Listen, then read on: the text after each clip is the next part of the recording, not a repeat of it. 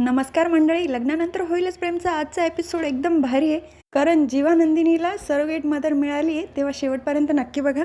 या पार्टमध्ये चर्चा चालू असते IP रोडवरचं कन्स्ट्रक्शन कोणी केलं आहे हे जर आपल्याला कळालं ना तर आपल्याला खूप मदत होईल. त्याच वेळेला तिथे मानिनी काकू येतात तर पार्थ लॅपटॉप पटकन बंद करतो आणि तिथे काव्याचा हात पण असतो, दाबला जातो. काय रे मेल्या, मला बघितल्यानंतर काय खुसूर चालली? इतर वेळेला तर रूममधून आवाज येतो पार किचनमध्ये, हॅ हॅ हॅ हॅ. आत्ता काय लपवतोय ते सांग. तेव्हा पार्थ म्हणतो कुठे काय लपवतोय, त्यांची बोटं दुखत होती म्हणून चेपून देतोय. त्याचा कान पितात, काहीतरी बोलू नको हां, मी लंगोट बदलले तुझे. तर पार्थ म्हणतो आपला विषय कोणता, तू गेली पार माझ्या लंगोटपर्यंत. मी आत्ताच काव्यांना म्हणत होतो बायकांचा काय अंदाज नाही, कुठला विषय कुठे नेतात. मानिनी काकू सांगतात मला बघितल्यानंतर तुम्ही लॅपटॉप बंद केला, उघड बरं काय ते, आणि तू सांग काय लपवत होत. काव्या म्हणते मी आधी तर ती आडेवेडे घेते. अहो आई, तुम्हाला तर माहितीच आहे ना, ताईचा बड्डे, त्याचंच डिझाईन आम्ही सिलेक्ट करत होतो आणि सिलेक्ट झाल्यानंतर सर्वात आधी मी तुम्हाला सांगणार होती हां. तर मानिनी काकूही म्हणतात अच्छा बड्डे प्लॅनिंग चालू आहे का, किती गं माझी गुणाची सून. शेवटी माझ्या सुनेनेच सांगितलं आणि कार्टा आगाव झालाय नुसता. पार्थ म्हणतो गॅसवर काय ठेवून आली का, वास येतोय. तेव्हा मानिनी काकू म्हणतात अरे दूध ठेवलं आधी सांगता नाहीत का, धावतच जातात. तेव्हा पार्थ बोटं चेपून देतो, सॉरी हां माझ्यामुळे तुम्हाला त्रास झाला. मला काय वाटतं आपलं हे सिक्रेट आईला सांगायचं का. काव्या म्हणते अजिबात नाही हां. तुम्हाला आठवतं ना नंदिनी ताई आणि जीवा किडनॅपिंगच्या केसबद्दल चौकशी करत होते, आई किती चिडल्या होत्या, अजिबात सांगायचं नाही तुम्ही. तेव्हा पार्थ म्हणतो ठीक आहे, आपलं सिक्रेट राहील. तर नंदिनीने आर्याला सगळं सांगितलेलं असतं. आर्याला खूप वाईट वाटतं, ती रडत पण असते. तेव्हा जीवा तिला पाणी प्यायला देतो. आय एम सॉरी, माझ्यामुळे तुमच्या त्या आठवणींना परत प्रवास करावा लागला. वेडे आहात यार तुम्ही, खरंच वेडे आहात. मी आजपासून तुमच्या दोघांची फॅन झाली, जीवनदिनी फॅन. काव्यासाठी तुम्ही जे काही करताय ना ही खूप मोठी गोष्ट आहे आणि त्यासाठी तुम्हा दोघांनाही सॅल्यूट. नंदू, आजपर्यंत आपल्या दोघींचं एक सिक्रेट होतं आणि आता एक आपल्या तिघांचं सिक्रेट, आणि हे मी कोणालाच सांगणार नाही. तेव्हा जीवा म्हणतो तुमच्या दोघींच्या सिक्रेटमध्ये मला पण घ्या ना. तर दोघींना हसू येतं. तेव्हा आर्या म्हणते आमच्या कोड ग्रुपमध्ये यायला तुला जरा वेळ लागेल, बघू. मी तुम्हाला डायरेक्ट एक विचारते, तुम्हाला जर बाळाची इतकी आस आहे तर तुम्ही सरोगेट मदरचा का विचार करत नाही. तर जीवा म्हणतो तूच ग तूच. नंदिनी पण सांगते आम्ही खूप शोधण्याचा प्रयत्न करतोय पण मिळतच नाही ग, आणि अटी पण जास्त आहे ना. तेव्हा आर्या सांगते सोपं नाही आहे पण मी बघते, कोणी मिळेल तर नाव सुचवते मी तुम्हाला. जीवा सांगतो खरंच यार, खरंच शोध तू. इन रिटर्नमध्ये तू जे म्हणशील ना ते द्यायला तयार आहोत आम्ही. काव्या किचनमध्ये असते. पार्थ येतो, चला ना काव्या किती उशीर झाला आहे. तेव्हा काव्या म्हणते अहो मी केक बनवते.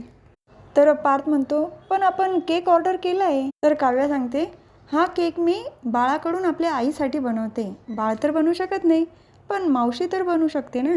सगळा केक असा हेल्दी करणार आहे, म्हणजे बाळासाठी पण चांगला आणि आईसाठी पण.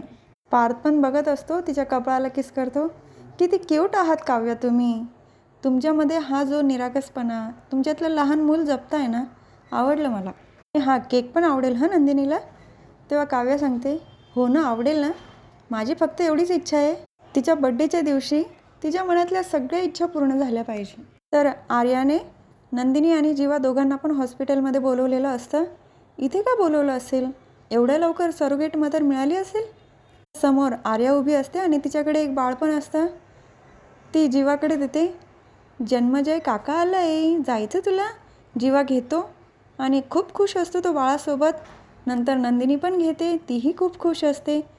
तर या दोघांना आर्या लांब बसून बघत असते आणि त्यांना बघून तीही खुश होते. त्याच वेळेला एक गाणं प्ले केलं, स्वप्न चालून आले बघता बघता, माझे होऊन गेले हसता हसता. बाळ नंतर रडायला लागतं. आर्या येऊन त्याला घेते. बाळाला पूजाकडे दिल्यानंतर घेऊन जायला सांगते. त्या बाळाला नेल्यानंतर नंदिनी तर खूप कासावीस होते. आर्या विचारते कसं वाटलं. तेव्हा नंदिनी सांगते आयुष्यभराचं सुख हातात आलं आहे असं वाटलं.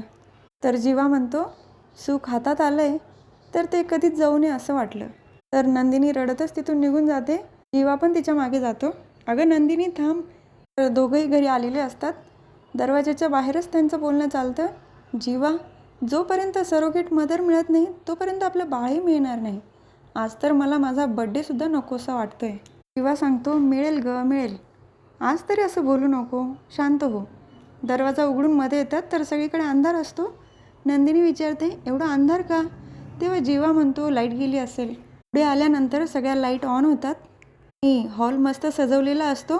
तर सगळेच टाळ्या वाजवून नंदिनीचं स्वागत करतात. ती खूप खुश झालेली असते आणि हॅपी बर्थडे म्हणून बॅनर पण लावलेलं असतं. तर नंदिनी विचारते, काव्या कुठे? तर मानिनी काकू म्हणतात, सांगते.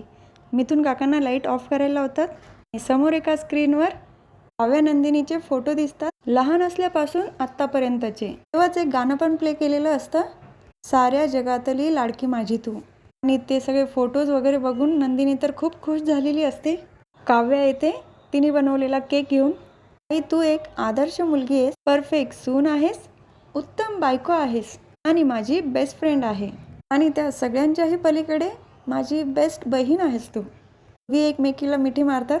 जीवाई सांगतो, थँक्यू सो मच काव्या. तुझ्या या व्हिडिओमुळे नंदिनीच्या चेहऱ्यावर किती मोठी स्माईल आली. म्हणते, बस का जीवा, आईसाठी तर मी एवढं करूच शकते. तर मानिनी काकू, विक्रम काका दोघंही गिफ्ट देतात. काव्या, पार्थ दोघंही गिफ्ट देतात. मिथून काकांनी पण गिफ्ट आणलेलं असतं. चक्क वसू आत्यांनी सुद्धा नंदिनीसाठी गिफ्ट आणलेलं असतं. नंदिनी नमस्कार करून त्यांचा आशीर्वाद घेते आणि आशाने सुद्धा आणलेलं असतं बरं का. तर पार्थ म्हणतो, चला पटकन केक कापून घेऊया, बराच उशीर झाला आहे. आणि 2 केक बघितल्यानंतर मानिनी काकू विचारतात, काव्या, आपलं तर एकच केकचं प्लॅन होतं ना, मग दुसरा केक? तेव्हा काव्या सांगते, हा केक मी बनवला आहे, तोही बाळाकडून, त्याच्या आईसाठी. पण आईला केक आवडला आहे का? तेव्हा तिथे आर्या आलेली असते. हो, मग आईला नक्की आवडणार केक. तर आर्या पण नंदिनीला मिठी मारून विश करते. तर केक कापायला घेतात आणि आठवतं की सुरीच नाही आणली आहे. मिथून काका घ्यायला जातात. पहिला आर्या जीवाला बाजूला बोलवते. जीवाच्या हातामध्ये बाळकृष्णाची मूर्ती देते. जीवा विचारतो, म्हणजे सरोगेट मदर मिळाली आहे? खूप खुश होतो. त्यानंतर नंदिनी केक कापणार. तर काव्या म्हणते, अगं ताई, केक कापण्याआधी विश माग. नंदिनी थोडी इमोशनल झालेली असते. तेव्हा मिथून काका म्हणतात, अरे जीवा, तू कविता केली होती ना, म्हण की. तेव्हा जीवा म्हणतो, हो ठीक आहे. तुझ्या आधी तुझ्यासाठी त्याच्याकडे मागितलं आणि म्हणूनच मला देवाने तथास्तु म्हटलं. नंदिनीच्या हातामध्ये बाळकृष्णाची मूर्ती देतो. तुझी इच्छा पूर्ण झाली. आपलं बाळ तिच्या पोटात वाढवायला आई मिळाली, हळू आवाजात सांगत असतो. नंदिनी तर खूप खुश होते. केक कट करते, काव्याने बनवलेला पण आणि सर्वांनी आणलेला पण. जीवा नंदिनी एकमेकाला केक भरवतात. त्यानंतर सगळेच नंदिनीला केक भरवतात. तर पार्थ सगळ्यांचे फोटो काढत असतो. आर्या आणि नंदिनी जवळ असतात. तेव्हा नंदिनी विचारते, कोण आहे ती? आर्या म्हणते, इथे सर्वांसमोर कसं सांगणार, रूममध्ये जाऊया. नंतर नंदिनी फ्रेश व्हायच्या नावाने रूममध्ये जाते निघून. आर्या पण जाते. जीवा जाणार त्याच वेळेला मानिनी काकू म्हणतात, तू कुठे चालला मुलींमध्ये? चल, इथे बरेच कामं आहे, मदत कर मला. त्या आग्रहानेच त्याला किचनमध्ये घेऊन जातात. वसू आत्या रम्याबरोबर फोनवर बोलत असतात. तेव्हा जीवाला तिथून सटकायचं म्हणून वसू आत्याला बोलून आणतो, कारण सांगतो आणि तोही रूममध्ये येतो. दरवाजा लावल्यानंतर विचारतो, कोण आहे ती? आम्ही तिला बघितलं आहे का? याआधी ओळखतो आम्ही. नात्यातली म्हणजे बघितलंच असेल ना. खूप एक्सायटेड असतात दोघं पण. जी कोणी मुलगी असेल ना, तिचे पायसुद्धा धरू आम्ही. तेव्हा आर्या म्हणते, पाय धरायची गरज नाही आहे, फक्त एक मिठी जरी मारली ना तरी चालेल मला. दोघांनाही प्रश्न पडतो, आर्या कशी असू शकते? तेव्हा पण विचारतो, म्हणजे? तेव्हा आर्या सांगते, म्हणजे तुमच्या बाळाला जन्म द्यायला मी तयार आहे. नंदिनी जेव्हा दोघांनाही विश्वास बसत नाही.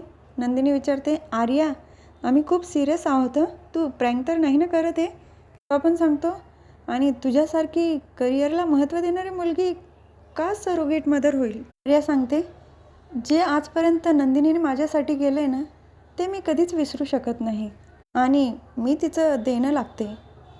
ते देण्याची वेळ आता आली. यापेक्षा चांगली संधी कुठली असणार?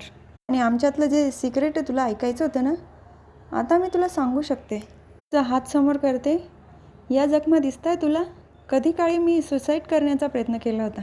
जीवाला खरं वाटतच नाही, तुझ्यासारखी आनंदी राहणारी मुलगी सुसाईड करू शकत. तर आर्या सांगते, खूप आनंदी फॅमिली होती माझी. माझा नवरा जीत, माझा 2 वर्षाचा मुलगा नकुल आणि माझ्या पोटात वाढणारं बाळ. नजर लागेल असं आयुष्य होतं माझं. आणि नजर लागलीच आम्ही ट्रिपसाठी निघालो. तेव्हाच आमच्या गाडीचा अपघात झाला आणि त्या अपघातामध्ये जीत, नकुल आणि माझ्या पोटातलं बाळ तिघं पण गेले. मी एकटीच का उरली असेल म्हणून मी सुसाईड करण्याचा प्रयत्न केला. 2दा नस कापून सुद्धा मी वाचले. त्यानंतर मी नशा करायला लागली, ड्रग्ज घ्यायला लागली. तर हा भाग इथेच संपतो. पुढील भागात बघायला मिळतं की या सांगते मग माझ्या आयुष्यामध्ये एंट्री झाली एका हिरोईनची, ती नंदिनी. मी काय नसेल केलं माझ्यासाठी. त्याच वेळेला वसू आत्यांचं लक्ष या तिघांकडे जातं. काय चाललं असेल बघायला पाहिजे. जिन्याकडे येत असतात, प्लीज मला एक चान्स द्या, तुमच्या बाळाची आई होऊ द्या. नंतर वसू आत्या दरवाजाला कान लावून ऐकत असतात. आता उद्याच्या भागात कळेल वसू आत्यांनी नक्की ऐकलं की नाही ते. मला माझा आजचा व्हिडिओ आवडला असेल तर माझ्या व्हिडिओला लाईक, शेअर, सबस्क्राईब करा. प्रेक्षकांनो प्लीज बेल आयकॉन दाबायला विसरू नका. धन्यवाद.